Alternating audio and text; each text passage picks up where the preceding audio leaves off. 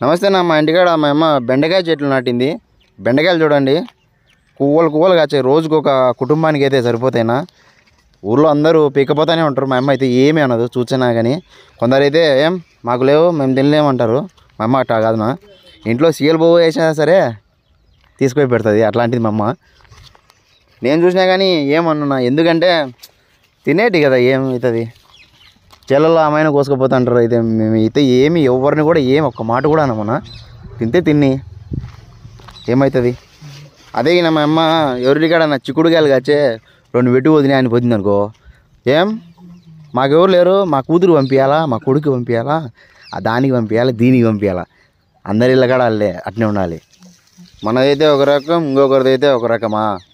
దానం చేసే గుణం ఉండాలి. నిన్ను సచ్చినా కానీ అనుకుంటా అంటారు. గుర్తుపెట్టుకో. జై కిసాన్, జై హింద్.